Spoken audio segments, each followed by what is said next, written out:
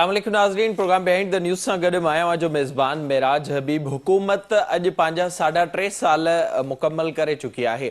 3.5 सालनि में पीटीआई जी हुकूमत हर महाज़ ते नाकाम थींदे नज़र आई आहे। जेके वाइदा जेके दावाऊं पीटीआई पारां कई वियूं उन वक़्तु जॾहिं हू कंटेनर ते मौजूदु हुई, जॾहिं इमरान ख़ान पंहिंजो मैनिफेस्टो ॾिनो, उनजे बिल्कुलु उबतड़ बिल्कुलु मुख़्तलिफ़ नज़र आई आहे। पीटीआई बुनियादी तौर ते इन मक़सद तहत हुकूमत में आई हुई त हू आम माण्हुनि खे इंसाफ़ ॾींदी, हू महंगाई ख़त्म कंदी, हू इकोनॉमी जे हवाले सां बहितर फ़ैसिला कंदी, मुल्क मां जेको निज़ाम आहे ख़ासि तौर ते एहतिसाब जो उहो सभिनी जे लाइ हिकु जहिड़ो हूंदो ऐं उन में कामयाबी जे लाइ पीटीआई खे माण्हुनि पारां वोट ॾिनो वियो। पर जेके पीटीआई जा 3.5 साल नज़र अचनि था उहे इन जे बिल्कुलु मुख़्तलिफ़ नज़र अचनि था। मुल्क इन वक़्तु महांगाई जे वर चढ़ियल आहे, आम माण्हू जी ज़िंदगी अज़ाब बणियल आहे, बेहतर मईशत ॿुॾतर जो शिकार बणियल आहे। हिन वक़्त ताईं को प्लान नज़र न पियो अचे ऐं करप्शन ख़त्म करण जा वाइदा जेके इमरान ख़ान पारां कया विया हुआ उन में हुननि जे वज़ीरनि हुन जे मुशीरनि पारां सभु रिकॉर्ड टोड़िया विया आहिनि। हीउ जेको मामिलो हिन वक़्तु पीटीआई जे हवाले सां नज़र अचे पियो उन में न सिर्फ़ु मुल्की इदारा पर आलमी इदारा बि इन जो ज़िक्र कनि था त हीअ हुकूमत माज़ी जे हुकूमतुनि खां वधीक करप्ट साबित थी आहे। जिते इहे सभु मामला नज़र अचनि था त उते इमरान ख़ान हिन वक़्तु बि 3.5 साल जेको वॾो अरसो आहे, 75% हुकूमत जो वक़्तु मुकमल थियण बाद बि इमरान ख़ान माज़ी जे हुकूमतुनि ते फोकस्ड आहे, माज़ी जे हुकूमतुनि जो एहतिसाब करणु चाहे थो, माज़ी जे हुकूमतुनि खे सभिनी शयुनि जो ज़िम्मेवार करार ॾिए थो, उते पाण खे आजो कराइण जी कोशिशि करे थो। वज़ीर आज़म इमरान ख़ान जलसे खे ख़िताब दौरान सभ खां पहिरियां ॾिसूं था छा चयो आहे, अचो त ॾिसूं। इमरान ख़ान जी ॻाल्हि बि लवां ॿुधी, मां न छॾींदुसि, मां इन्हनि खे जेल में विझंदुसि, मां इन्हनि करप्ट अंसरनि ख़िलाफ़ कार्रवाई कंदुसि। पर हुकूमत में अचण खां पोइ इमरान ख़ान जहिड़े तरीक़े जी परफॉर्मेंस पीटीआई जी रही आहे उहा यकीनन जेके माज़ी जा आमिर गुज़रिया आहिनि उन्हनि खां बि वधीक ख़तरनाक रही आहे ऐं हीअ हुकूमत हिन वक़्त ताईं हर महाज़ ते असांखे नाकाम नज़र अचे पई। इन मामले ते ॻाल्हाइण जे लाइ असांखे हिन वक़्तु फ़ोन लाइन ते जॉइन कयो आहे सीनियर सहाफ़ी ऐं तजनिगार शाहीन कुरैशी साहब। शाहीन साहब अस्सलाम वालेकुम। वालेकुम सलाम जी मेराज साहब। शाहीन साहब बहुत शुक्रिया प्रोग्राम में वक्त देने के लिए। आज सबसे पहले तो मुझे ये बताइएगा, पीटीआई ने आज 3.5 साल मुकम्मल कर लिए हैं, तकरीबन 75% जो हुकूमत का वक्त था वो मुकम्मल हो चुका है और ये जो वक्त होता है माजी में हमने देखा है जो भी हुकूमतें रही हैं चाहे वो नून लीग की हों, पीपल्स पार्टी की हों, वो ये जो वक्त होता है ये इस वक्त मंसूबे बनाने में लगाती हैं और इस वक्त भी आज भी इमरान खान साहब जब उनके 3.5 साल मुकम्मल हो चुके हैं तो भी वही बात कर रहे हैं जो उस वक्त वो कंटेनर पर कर रहे थे। आप किस तरह से देख रहे हैं? देखिए जी, ये 3.5 साल जो इमरान ने निकाले हैं ये पाकिस्तान के बतौर एक मुल्क के, इस समाज के और पाकिस्तान के 22 करोड़ अवाम के लिए एक अज़ाबनाक जो है चैप्टर जो है मौजूद है तारीख में कि इसमें न पाकिस्तान के लिए कुछ हुआ और जितने बुलंद बहान और सब्ज़ बाग दिखाए गए थे वो बेनकाब होते होते गरीब, महकूम, दरमियाना तबका, लोअर मिडिल क्लास सबका बुरा हाल हो चुका है। महंगाई बहुत बुरी हालत है। जो उन्होंने दूर के ढोल सुनाए थे और बड़ी पॉपुलिस्ट जो पूरी दुनिया के अंदर है कि अवामुन्नास को अट्रैक्ट करने वाले स्लोगन लाए, इस्टेब्लिशमेंट को चैलेंज करते रहे हमेशा जी कि फलाना कुत्ता पाल लेता है, इस तरह इतना पॉपुलर बात करके उन्होंने यूथ को अट्रैक्ट किया। पेट्रोल कभी नहीं बढ़ेगा, ये जो होते हैं हुक्मरान चोर होते हैं जो टैक्स लगाते हैं, वो पूरे पाकिस्तान ने हजारों बार वो वीडियोस देख ली नहीं है। ये पाकिस्तान का एक ऐसा ड्रॉप सीन हुआ है कि जिसने एक आदमी ने इतने जो खिलाड़ी था जिसका पॉलिटिकल कोई वो नहीं था उसको बनाया गया। मैं लाहौर में रहता हूँ, मैं मुन्नू भाई के जेरे असर सहाफत करता रहा हूँ, सीखता रहा हूँ। हमने इसको शौकत खानम ने बहुत सपोर्ट किया, हमारे सीनियर ने बहुत सपोर्ट किया कि ये कैंसर का एक हॉस्पिटल बन रहा है। तो मैंने जब भी आकर अपने सीनियर्स को, मुन्नू भाई को कहा था कि इसके पॉलिटिकल डिजाइन है, तो वो मुझसे नाराज हुए कि नहीं यार वो अस्पताल बना रहा है, हम मीडिया में जाके हमारी सोच कैसी हो चुकी हुई है।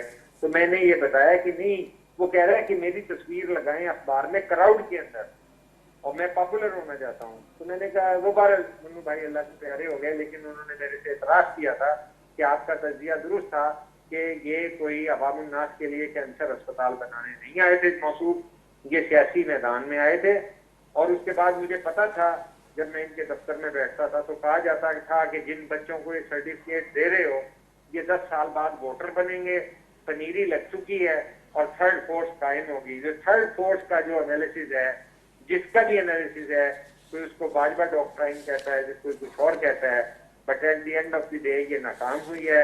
اور اس کے 3.5 سال ہوں، یہ تو 2 سال پہلے بھی ناکام ہو گئے تھے، یہ تو پہلے سال میں بھی ناکام ہو چکے تھے، یہ تو کورونا کے واقعات سے پہلے ناکام ہو چکے تھے۔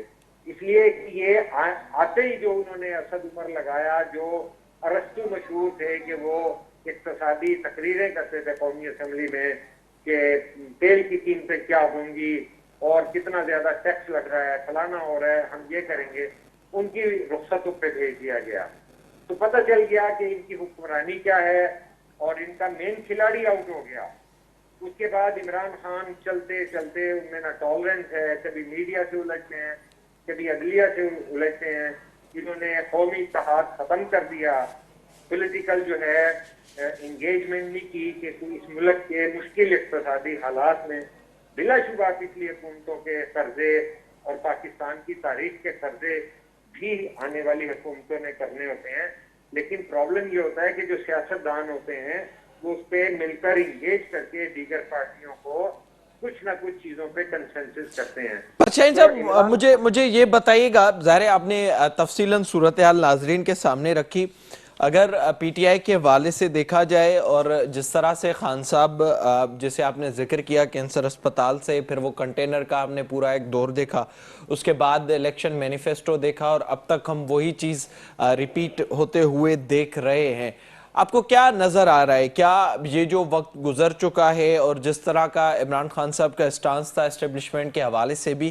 کیا یہ ساری چیزیں بھی ٹول کے طور پر اس لیے استعمال ہوئی ہیں کہ اب لوگوں کا سیاست کی طرف وہ آئیں ہی نہ، کسی پر اعتبار کریں ہی نہ، اور نہ ہی اگر کوئی چیز ملک کے اندر پیدا ہو اور کسی پر اگر لوگ چاہیں کہ وہ واقعی جمہوری سیاست کر رہا ہے تو اس پر اس لیے بھی اعتبار نہ ہو کیونکہ پچھلا تجربہ عمران خان کی صورت میں موجود ہے؟ عمران خان ایک پولیٹیکل میٹیریل نہیں ہے، ان کی کوئی آئیڈیالوجیکل جو ہے بیک گراؤنڈ نہیں ہے۔ ہمارے دوست ہیں ہارون الرشید یا حسن نثار، میرے ذاتی دوست ہیں، 45 سال سے بہت کلوز رہے ہیں، تو میں دیکھتا رہا ہوں کہ کس طرح میڈیا کے لوگ ان کا کبھی کوئی دین کے نقطہ نظر بتانے آ جاتا تھا، کوئی بتاتا تھا کہ یورپ کی جو ہے مثالیں دو، سائیکل کی اور ایک جو ہے ریفارمسٹ سوسائٹی کا کہیں جس کے اندر لوگوں کو فلاحی ریاست کا کانسیپٹ ہو، تو وہ ٹائم اینڈ اگین ہم دیکھتے تھے کہ وہ ادھر سے جنگ مار کے جس طرح ایک پرندہ دوسری شاخ پہ جاتا ہے، دوسری سے تیسری پہ جاتا ہے، کیونکہ ان کا پولیٹیکل میٹیریل نہیں تھا۔ انفارچونیٹلی یہ کنٹینر کے بعد جو کچھ سارا کچھ ہوا، جو پاکستان کی قوم نے دیکھا، پاکستان کی قوم دنیا کی بہت ساری قوموں سے زیادہ سمارٹ ہے اور یہ ایک ٹرانزیشنل قوم چل رہی ہے، تکلیف میں ہے پاکستانی حالت، ان کے پاس دعووں کے علاوہ کوئی نہیں ہے، ان کے پاس کوئی سیاسی پروگرام نہیں ہے، ان کے پاس کوئی اقتصادی پروگرام نہیں ہے، انہوں نے پولیٹیکل انگیجمنٹ نہیں کی، آج انڈر پریشر لگتے ہیں کہ یہ انہوں نے ضمنی الیکشن ہارے ہیں،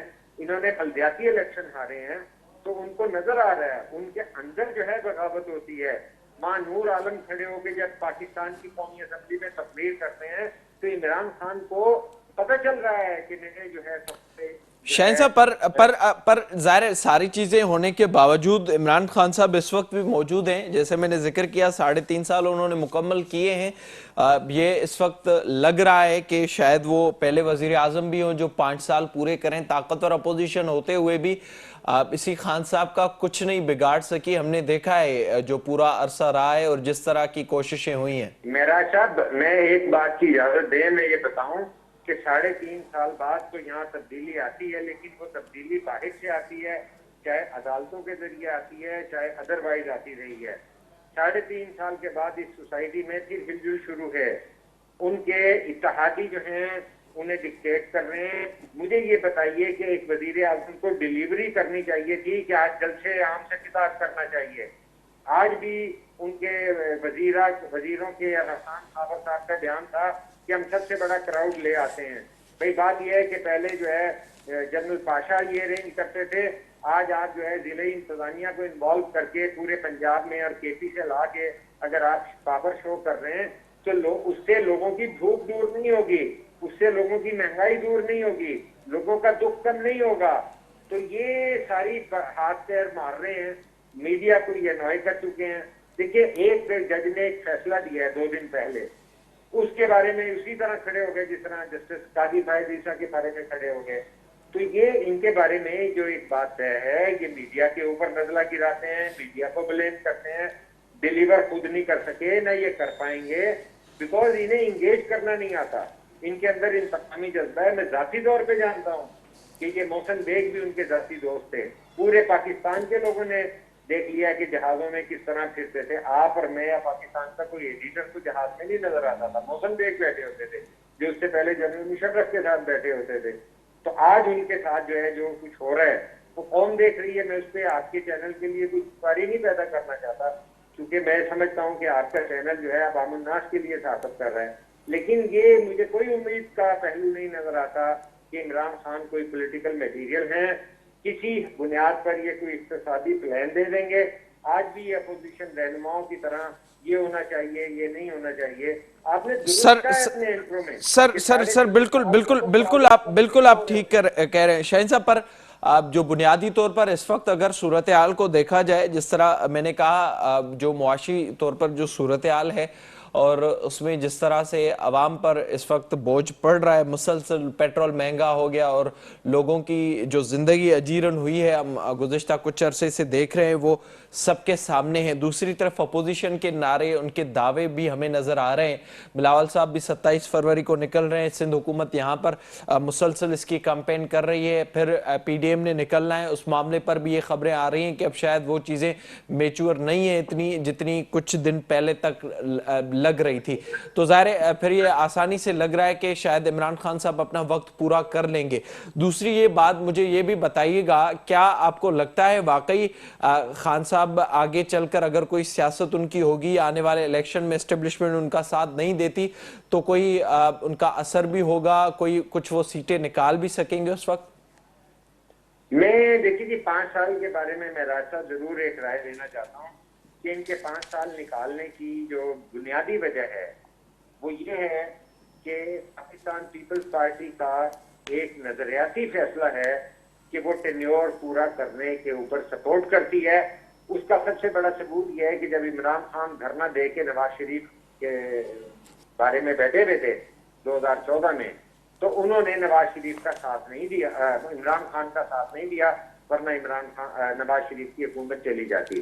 वो मुंतखब हो, चाहे वो डिफेक्टो मुंतखब हो, उसको 5 साल पूरे कर पाते हैं। वो पॉलिटिकल पावर है और उनको ये पता है कि अगर कल को वो इक़्तिदार में आ गए तो उनके लिए भी जो है धरने दिलवाए जाते हैं, चाहे ताहिर कादरी कनाडा से आ जाए, चाहे कोई और आ जाए। तो लिहाजा वो कोई ऐसी पीपल्स पार्टी की तारीख है कि वो ऐसी कोई जो है ब्लेम नहीं लेगी, कोई ऐसा गैर जमहूरी गैर आईनी स्टेप नहीं लेगी। इस वजह से तो एक इम्कान है। लेकिन अगर मैं ये देखूं तो सियासी अमल पाकिस्तान पीपल्स पार्टी के एक नौजवान रहनुमा जो है वो डिफरेंटली पाकिस्तान में पॉलिटिक्स कर रहा है, जबकि हम ये समझते हैं कि पाकिस्तान में सीटों के हिसाब से और पंजाब के हवाले से नून लीग सबसे बड़ी पार्टी बनती है कौमी असम्बली के हवाले से। लेकिन आज ये देखिए कि उन्होंने 3-3 महीने बाद जो है लॉन्ग मार्च को कहा है, जिसके फौरन बाद जो है रमजान के रोजे शुरू हो जाएंगे।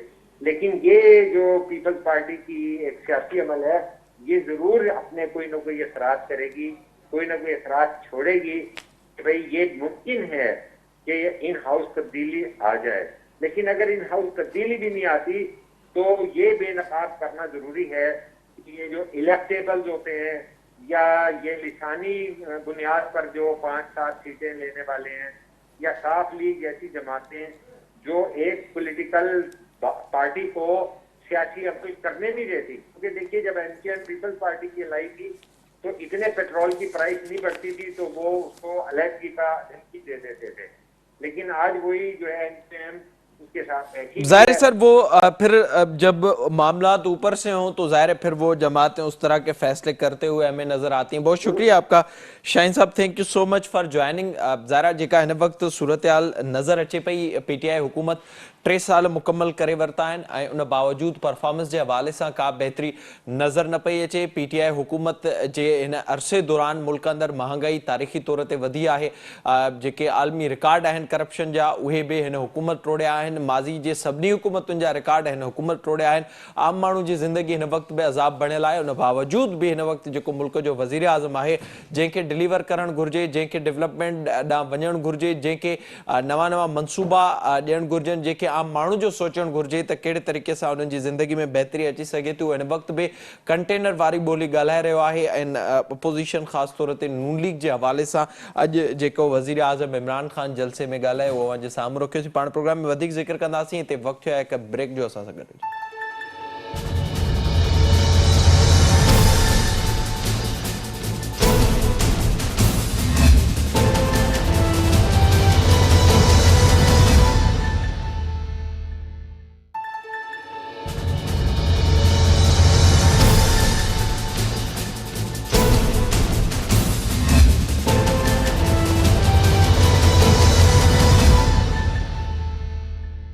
प्रोग्राम में एक बार ॿीहर भलीकार हिन हिस्से में पाण ज़िक्र कंदासीं। सिंध में हिन वक्त बल्दियाती कानून ते मुसलसिल सियासत हली रही आहे, जंहिं ते पीपल्स पार्टी, MQM, जमायत इस्लामी, PSP तोड़े PTI पारां गॾिजी तरमीमूं करण जो फ़ैसिलो पिणु कयो वियो आहे।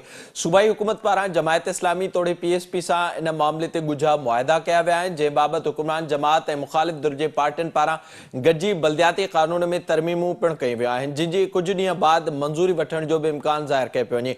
उन सां गॾोगॾु अॻूणी चीफ जस्टिस पारां रिटायरमेंट जे आख़िरी ॾींहं ते जेको फ़ैसिलो कयो वियो हो, उन ख़िलाफ़ बि सिंध हुकूमत रिव्यू में न वञण जो फ़ैसिलो कयो आहे, बल्कि उन फ़ैसिले ते अमल दरामद करण जो फ़ैसिलो कयो वियो आहे। बल्दियाती कानून बाबति सिंध जे अवाम पारां ख़दशनि जो इज़हार कयो वियो हो, जंहिं ते MQM ऐं जमायत इस्लामी पारां एहतजाज कयो वियो हो। उन्हनि जो इहो मुतालबो हो त सिंध जी राजधानी कराची अंदरि इन्हनि पार्टियुनि खे वधीक इख़्तियार ॾिना वञनि ऐं उहे इख़्तियार ॾिना वञनि जेके उन वक़्तु हुआ जॾहिं मुशर्रफ जो दौर हो। उन बाबति सिंध हुकूमत पारां हिन वक़्तु ॻुझा मुआहिदा बि कया विया आहिनि ऐं सुप्रीम कोर्ट पारां जेको फ़ैसिलो कयो वियो उन ते अमल दरामद जो बि फ़ैसिलो कयो वियो आहे। कुझु ॾींहं पहिरियां इन सॼे मामले ते जॾहिं सिंध असेंबली जो इजलास थियो त उन ते हिकु कमेटी पिणु जोड़ी वई ऐं उन कमेटी पारां जेके तरमीमूं आहिनि उहे कयूं वियूं आहिनि, जंहिंमें पीपल्स पार्टी सां गॾोगॾु अपोज़िशन जूं सभु पार्टियूं बि शामिल आहिनि। कुझु ॾींहं पहिरियां नासिर शाह जो इन मामले बाबति सिंध असेंबली में छा चवणो अचो त ॾिसो। सैयद नासिर शाह जी ॻाल्हि ॿोल अवां ॿुधी। हिन वक़्तु सूबाई हुकूमत तोड़े अपोज़िशन जूं पार्टियूं इन मामले ते गॾिजी कमेटी जोड़ी आहे जेका फ़ैसिला कंदी सिंध अंदरि लोकल गवर्नमेंट जे कानून बाबति ऐं उन में जेके तरमीमूं आहिनि उहे जमायत इस्लामी MQM जी मर्ज़ी मूजिबि थींदियूं ऐं उन ते सुप्रीम कोर्ट जे फ़ैसिले ते बि अमल दरामद थींदो, जंहिं ते सिंध जे साञा वंदनि पारां एतिराज़ वारिया विया हुआ। ॿिए पासे जेका हिन वक़्तु सूरत हाल नज़र अची रही आहे उन में आदमशुमारी बाबति बि इहे सभु जमातूं यानी कि पीपल्स पार्टी ऐं सिंध में अपोज़िशन जूं पार्टियूं हिकु पेज ते आहिनि, जिन पारां बि 2022 जी आदमशुमारी बाबति गॾिजी फ़ैसिला कया वेंदा ऐं उन ते बि MQM सभ खां पहिरियां एतिराज़ वारियो। पीपल्स पार्टी बि उन ते हिकु पेज ते नज़र अची रही आहे ऐं उन ते सिंध जे साञा वंदनि खे वाज़ तौर ते ख़दशा थी रहिया आहिनि त जेका हिन वक़्तु साज़िश थी रही आहे उन में वधीक कराची जी आबादी ॾेखारी वेंदी, ख़ासि तौर ते जेके हिते रहंदड़ पनाहगीर आहिनि उन्हनि खे बि ॻणियो वेंदो। माज़ी में जेको कुझु हिन शहर सां थींदो रहियो आहे उहो असां सभिनी जे साम्हूं आहे। इन शहर में जेके लखें अफ़गानी पनाहगीर रहनि था उन्हनि जी रजिस्ट्रेशन हितां जी शहरी तौर कई वई आहे, जंहिं बाबति FIA चई चुकी आहे। उन सां गॾोगॾु जेके ॿियनि मुल्कनि तोड़े ॿियनि सूबनि जा माण्हू वॾे तादाद में हिन शहर में आबाद थिया आहिनि उन्हनि जी बि ॻणप हिन कराची जे शहरी तौर करण जी साज़िश हिन वक़्तु थी रही आहे। न सिर्फ़ु एतिरो पर जेके कराची खां वेंदे हैदराबाद ताईं असांखे मनसूबा नज़र अचनि था ऐं उते जेके धारी आबादगारी मुसलसिल तेज़ी सां वधी रही आहे, हर साल लखनि जे तादाद में वधी रही आहे, उन्हनि खे बि हितां जो शहरी करे ॻणियो वेंदो। यानी कि हिकु सूबे अंदरि ख़ासि तौर ते सिंध जी राजधानी अंदरि जेके हितां जा उसूलका वारिस आहिनि, जेके हितां जा धरती धणी आहिनि उन्हनि खे घटि करण जूं साज़िशूं थी रहियूं आहिनि ऐं जेके ॿाहिरियां माण्हू आहिनि उन्हनि खे ॻणे हितां जे माण्हुनि खे अक़लियत में तब्दील करण जी कोशिशि थी रही। इन सॼे मामले ते पाण प्रोग्राम में ॻाल्हाईंदासीं। असांखे हिन वक़्तु फ़ोन लाइन ते जॉइन कयो आहे कानूनी माहिर आहिनि, तजनिगार आहिनि, मोहतरम जनाब शुआब ओस्तो साहब। साईं अस्सलाम वालेकुम। वालेकुम सलाम। शुआब साहब वॾी महिरबानी अवां जी प्रोग्राम में वक़्तु ॾियण जे लाइ। सभ खां पहिरियां ॿुधाइजो ज़ाहिरा ही जेको लोकल गवर्नमेंट जे हवाले सां कानून हो जिते सूबाई हुकूमत वटि सभु इख्तियार हुआ, पोइ असां ॾिठोसीं जमायत इस्लामी जे धरणे दौरान जेके ॻुझियूं ॻाल्हियूं थियूं, PSP सां ॻाल्हियूं थियूं, MQM सां ॻाल्हियूं थियूं, उन बाद हिकु कमेटी जोड़ी ऐं हिन वक़्तु इहे ख़बरूं अचनि पियूं त उन्हनि सभिनी जेके पार्टियूं आहिनि उन्हनि खे गॾाए जेके तरमीमूं करणियूं हुयूं उनजो बि फ़ैसिलो थियो आहे। सुप्रीम कोर्ट जे फ़ैसिले ते बि अमल दरामद जो फ़ैसिलो पीपल्स पार्टी पारां कयो वियो आहे। अव्हां कीअं पिया ॾिसो हिन मामले खे? ॾिसो भेण, ॻाल्हि इहा आहे त पीपल्स पार्टी जेका कानून साज़ी कई हुई उनजो बि अञा पूरी तरह असां अदराक न करे सघिया हुआसीं त वरी मथां सुप्रीम कोर्ट जो ऑर्डर अची वियो ऐं हिन खां पोइ वरी जेको हिननि सां हिननि जो पीपल्स पार्टीअ जो जमात इस्लामी सां जेको एग्रीमेंट थियो आहे, हाणे हुन में कहिड़ा टर्म्स आहिनि जेके ॿुधा आहिनि, कहिड़ा टर्म्स आहिनि जेके ओपनली हिननि हिक ॿिए जा एक्सेप्ट कया आहिनि, उहो अञा त क्लियर कोन्हे। पर जेका ॻाल्हि नज़र थी अचे त जिते दबाव अचे थो, जिते पॉलिटिकल कॉम्पिटिशन या फोर्स आहे, उते पीपल्स पार्टी गोॾा टेके बि छॾे ऐं पर असांजा जेके वीचारा मारूड़ा वेठा आहिनि उते असांजा ॿारड़ी जा माण्हू, छाकाणि त उन्हनि जो को पॉलिटिकल रेज़िस्टेंस कोन्हे, को प्रेशर कोन्हे, तंहिंजे करे उन्हनि जी ज़िंदगी में का तब्दीली कोन थिए थी। जेको लोकल गवर्नमेंट जो कानून आहे, बिल्कुलु मां पाण जो वॾो हिमायती आहियां त लोकल गवर्नमेंट खे बिल्कुलु अख़्तियार मिलणु घुरिजनि ऐं उहे अख़्तियार जेके इंतज़ामी बि हुजनि, उहे माली बि हुजनि ऐं उहे बिल्कुलु सियासी बि हुजनि।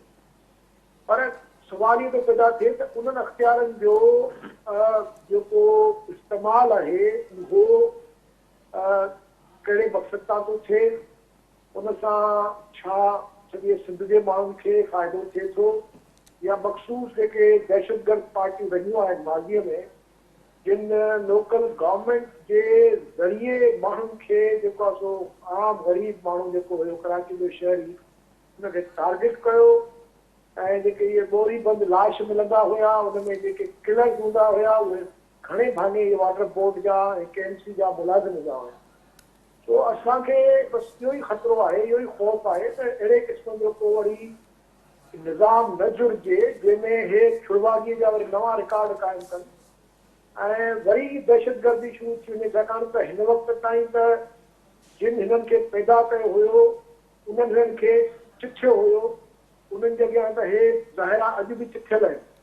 पर हिननि जो छाकाणि त पीपल्स पार्टी जी पंहिंजी जेका बदअमाली चइजे, जेको करप्शन चइजे, उनजे करे ऐं पीपल्स पार्टी जो को सिंध जे माण्हुनि सां का कमिटमेंट कोन्हे, सिर्फ़ु हुनजो मक़सदु जेको आहे हुकूमत करणु आहे, पैसा रोकड़ कमाइणु आहे। हिन करे मूंखे बसि इहो ज़रूरु हिकिड़ो ख़दशो आहे ईंदड़ वक़्त में इहो वरी को नओं मुका न थिए, पावर बि मिली वई आहे हिननि खे ऐं हुन खां पोइ उन्हनि पावर जो जेको इस्तेमालु थिए उनमें जेको मसे मसे कराची में सिंधी माण्हू अचणु शुरू थियो आहे, उनखे वरी धिके पोइते फिटी कजे, उन्हनि खे पंहिंजी जेके नंढियूं वॾियूं आबादियूं आहिनि उहे वॾियूं ख़तमु कयूं वञनि, उन्हनि खे कराचीअ जे तालीमी इदारनि में ॿारनि खे उन्हनि जे एडमिशन न ॾिनी वञे, हिते नौकिरी न मिलनि उन्हनि खे, छो त हिननि त बिल्कुलु ऐलान जंग करे छॾियो आहे त सिर्फ़ु सिंधी ॻाल्हाईंदड़ जेको आहे उन लाइ कराची जा दरवाज़ा बंदि आहिनि। बाक़ी भली जेके ॿिया अचनि था बंगाली, बर्मी, अफ़गानी ऐं मुख़्तलिफ़ असांजे पाकिस्तान जी ॿियूं जेके क़ौमियतूं आहिनि उन्हनि जा हिते कराची में लखनि जी तइदाद में माण्हू रहिया पिया आहिनि, उन्हनि सां हिननि जो को इख़्तिलाफ़ कोन्हे, छाकाणि त हे ॿिन्ही खे सूट थो करे, इहा लसानियत जेका आहे MQM खे बि सूट थी करे ऐं पीपल्स पार्टी खे बि सूट थी करे, तंहिंजे करे हिननि ॿिन्ही जो इहो हिकिड़ो हमेशह हिकिड़ो तमामु मां सम्झां थो त मिलियल जुलियल हिकिड़ो यानी सालिशाना अंदाज़ में इहे अहिड़ा इशू खणंदा आहिनि। जॾहिं बि इलेक्शन जी सीज़न ईंदी आहे कराची में रहंदड़ जेको सिंधी ॻाल्हाईंदड़ आहे या जेको MQM जो सटायल आहे कराची में, उनखे अट्रैक्ट करण लाइ, उन्हनि जा वोट वठण लाइ, उन्हनि जूं हमदर्दियूं वठण लाइ पीपल्स पार्टी खे इहो सूट थो करे त कराची में ऐं पूरे सिंध में लखानी फसाद थियनि, तो उहो हुननि खे बि सूट थो करे, हुननि जी त आहे ई। पर शोएब साहब जेका हिन वक़्तु असांखे सूरत हाल नज़र अचे पई ज़ाहिरा जेको हिते दौर गुज़रियो आहे, जेको माज़ी असां ॾिठो आहे जॾहिं MQM जे दहशतगर्दी जो दौर हो त उहे उते उन वक़्तु हिक ॿिए सां गॾु बि हुआ, मुलाक़ातूं बि थींदियूं हुयूं ऐं सभु मामला असांखे नज़र ईंदा हुआ। पर हिन मामले ते जिते सवाल उथनि था, ज़ाहिर जमायत इस्लामी सां जॾहिं ॻाल्हियूं थियनि थियूं त जमायत इस्लामी जो अमीर वञी करे पीपल्स पार्टी वारनि सां उन्हनि जे घरनि में मुलाक़ातूं करे थो। PSP सां बि साॻी सूरत हाल असांखे नज़र आई। उहे सभु मामला ॻुझा रखिया वञनि था। चीफ जस्टिस पंहिंजे रिटायरमेंट जे आख़िरी ॾींहं ते इन क़िस्म जो फ़ैसिलो ॾिए थो, वरी उन ते सिंध हुकूमत अमल दरामद जो बि फ़ैसिलो ॾिए थी ऐं ॿिए पासे ॿुधाए थी त उन्हनि ते प्रेशर आहे। अवां छा पिया सम्झो जॾहिं इहे मामला साम्हूं ईंदा आहिनि त ज़ाहिर जेके ताक़तवर धुरियूं आहिनि मुल्क जूं उहे चाहींदियूं आहिनि त कंहिं न कंहिं तरीक़े सां वरी को फॾे फसाद जहिड़ी सूरत हाल थिए। छा तव्हांखे लॻे पियो त हिकु भेरो ॿीहर इन क़िस्म जी कोशिश थी रही आहे? हिकु पासे असांखे ॿिए पासे जे नज़र दौड़ायूं था त अल्ताफ़ हुसैन जे आज़ादी जूं ख़बरूं बि लंडन मां अचनि थियूं ऐं उते केस खे परस्यू नथो कयो वञे। हितां उज़ैर बलोच तां 17 केस ख़तमु थियनि था, उते प्रोसिक्यूशन असांखे बहितर नज़र न पई अचे। छा हिकु भेरो ॿीहर का कोशिश थींदे अव्हांखे नज़र अचे पई सिंध जी राजधानी में? ॾिसो, हाणे हिकिड़ी शइ त तय आहे त अल्ताफ़ हुसैन खे कराची में हे सियासत न करणु ॾींदा, पर उन सां गॾोगॾु अल्ताफ़ हुसैन जहिड़ी सियासत जेका कराची में थींदी रही आहे, थी सघे थो उहा खणी क़त्ल गारतगिरी हाणे हिननि खे करण जी इजाज़त न मिले, पर कराचीअ खे जेकॾहिं PTI वाकई इस्टेब्लिशमेंट सां PTI जेको फॾो शुरू थियो आहे त ज़ाहिर आहे उहो कराची में हिननि खे स्पेस मिलंदी ऐं उनजो हे फ़ाइदो वठंदा। इहे हमेशह ईअं ई कंदा आहिनि त हे गवर्नमेंट में बि हूंदा आहिनि ऐं अपोज़िशन में बि साज़िशूं कंदा आहिनि। पोइ हाणे बि PTI सां ॿई कम था कनि। जेसि ताईं हिननि खे मिनिस्ट्रियूं बि मिलियूं, हिननि मज़ा बि कया। हाणे जॾहिं PTI जो इस्टेब्लिशमेंट सां थोरो घणो टकराव शुरू थियो आहे, तव्हां ॾिसो हिकदमि कलाबाज़ी खाई चौधरीनि सां बि मिलनि था, पीपलनि सां बि मिलनि था, नवाज़ शरीफ़ वारनि सां बि मिलनि था। उहे हमेशह पंहिंजो अघु वधाईंदा आहिनि। त इन करे हिननि जी साज़िशी सियासत त हमेशह इहा ई रहंदी। हिननि में को मां नथो सम्झां त को बुर्दबारी वारी बावकार सियासत करण जो को हिननि में न का अहमियत आहे, न हिननि जो को इरादो आहे। त हिन करे इहो यकीननि तव्हां वारी ॻाल्हि जेका आहे फसाद कराइणु, कराचीअ खे वरी जेको आहे सो अनसेटल करणु ऐं ज़ाहिर आहे हिन में घणनि ई धुरियुनि जो फ़ाइदो आहे। कराची में जॾहिं फसाद थियनि था त घणी धुरियूं आहिनि जिन खे मौक़ो थो मिले पंहिंजो उन में जेको फ़ाइदो आहे उहो जेको वठनि था। हुन में घणा ई फ़ाइदा आहिनि, उहो हाणे मां वधीक नथो ॻाल्हाए सघां, पर इन कराची जे फसादनि जो हिकिड़ो वॾो हिकिड़ी वॾी हिस्ट्री आहे ऐं उन फसादनि खे जंहिं तरीक़े सां पैदा कयो वियो आहे, उन सां कहिड़ा जवाब पैदा कया विया आहिनि, उन्हनि जवाबनि जे ज़रिए कीअं हिते वरी जेको आहे सो कुझु मुस्तक़िल जेके ताक़तवर धुरियूं आहिनि उन्हनि खे हिकिड़ो अपर हैंड थो मिले। ऐं जेसि ताईं पीपुल्स पार्टी जो तालुक आहे उहो ख़ुशि आहे, बिल्कुलु ख़ुशि आहे, हुनखे का परवाह कोन्हे। छाकाणि त कराची में उन्हनि खे कंप्रोमाइज़ जेकॾहिं कनि बि अथा त ख़ैर आहे, हुकूमत हुननि खे हमेशह मिलियल आहे। असांजी ॿेड़ी जेका ॿुधे थी उहा ॿाहिराड़ी आहे। हिते हालति इहा आहे त वाइस चांसलर जी जेका पोस्ट विकामजे थी। हिते यूनिवर्सिटियुनि जो हाल तव्हां ॾिसो था छा लॻो पियो आहे। हिते तव्हांजा स्कूल कॉलेज तव्हां ॾिसो असांजी जेका तबाही थी आहे हुनमें ज़ाहिर अशरफ साहब इहा असांखे सूरत हाल गुज़िरियल केतिरे अरसे खां नज़र अचे पई। हिकु ॿियो जेको अहम मामिलो हिन वक़्तु नज़र अची रहियो आहे, तकड़ी आदमशुमारी जे हवाले सां उन ते एतिराज़ पहिरियां MQM वारे हो त कराची जी आबादी खे घटि ॾेखारियो वियो आहे। उन बाद पीपल्स पार्टी इहो मामिलो इन बुनियाद ते खणी आई त हुननि खे पैसा वधीक मिलंदा। हिन वक़्तु जेका कंपेन हले पई जमायत इस्लामी MQM जी, उहा इहा पई हले त कराची अंदरि 3 करोड़ माण्हू रहनि था, जेको ज़ाहिर FIA चई चुकी आहे धारिया माण्हू जेके हिते आबाद थिया आहिनि उन्हनि शनाख्ती कार्ड ठाहिराया आहिनि त उन्हनि खे हितां जो शहरी ॻणियो वञे। उन तहत जेका आबादी आहे उहा वधाए तक़रीबन बाक़ी सिंध जेतिरी ॾेखारण जी कोशिशि थिए पई राजधानी जी आबादी। उन बाबति तव्हां ॿुधाइजो 2022 में उहा थियणी आहे, उन ते मुसलसिल कंपेन थिए पई, उन लाइ बजेट रखी वई आहे। 2023 जूं चूंडूं उन आदमशुमारी तहत कराइणियूं आहिनि। अवां इन खे कीअं पिया ॾिसो? इन ते असांखे सभु दुरियूं गॾु नज़र अचनि पियूं। छा न पिया सम्झो त अगरि इहा साज़िश कामयाब थी त सिंध खे परमानेंट नुक़सानु थींदो ऐं उन तरफ़ सूरत हाल वञे पई तेज़ी सां?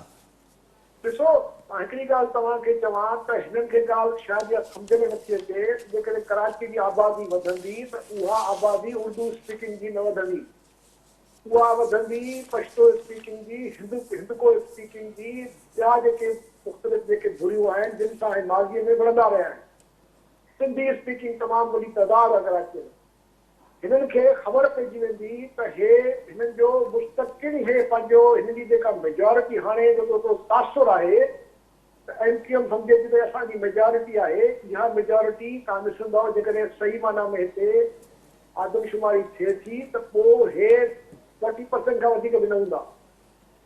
तंहिंजे करे इहो बि हिननि जे लाइ मां सम्झां थो हिकिड़ो वरी हिकिड़ो पंहिंजे लाइ हे हिकिड़ो नई मुसीबत पैदा कंदा, छो त हाणे जेका आदमशुमारी थी आहे उन में जिन जो मुस्तक़िल पतो आहे उन हिसाब सां उन्हनि जी उते ॻणप थी आहे। जेके कराची में रहनि था पर उन्हनि जो जेकॾहिं ID कार्ड नॉर्थ जो ठहियलु आहे, साउथ पंजाब जो ठहियलु आहे, सिंध जी ॿारहड़ी जो ठहियलु आहे, उन्हनि जी ॻणप जेको आहे सो उतां जे हिसाब सां थी आहे।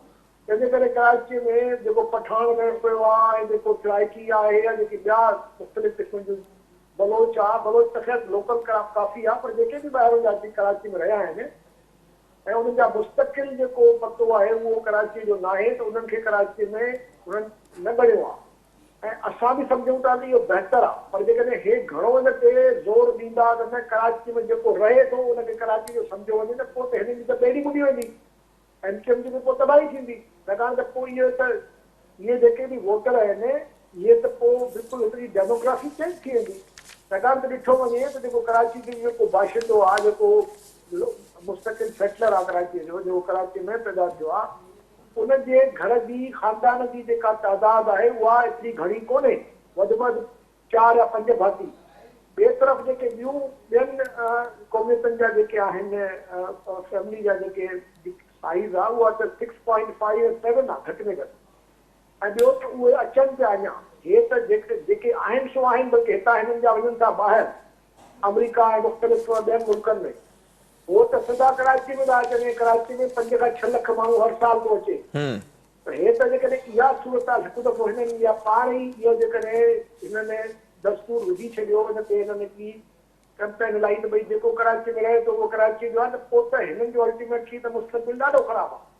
पर सर शोएब साहब जीअं अवां ज़िक्र कयो पंहिंजी ॻाल्हि में ज़ाहिरा जेको असांखे तइदाद हिननि जो घटिजंदो नज़र अचे थो, ॿाहिरि वेंदड़नि जो वॾो तइदाद हिननि जो ई आहे, पर जेका माज़ी असां ॾिठो आहे हुन में सभ खां वधीक जेको फ़ाइदो वरितो आहे उहो अञा ॿियनि धुरियुनि वरितो आहे, जंहिंजे लाइ ही इस्तेमालु थींदे नज़र अचनि पिया। अगरि इन मामले ते ही इस्तेमालु थियनि था, ज़ाहिरा जीअं मां ॿुधायो जिते हिननि जो पंहिंजो नुक़सानु आहे त उते जेके हितां जा उसूल का वारिस आहिनि उन्हनि जो सभ खां वॾो नुक़सानु पिणु थींदो। ॾिसो भई सिंधी माण्हूअ जो नुक़सानु कहिड़ो थींदो मूंखे ॿुधायो न।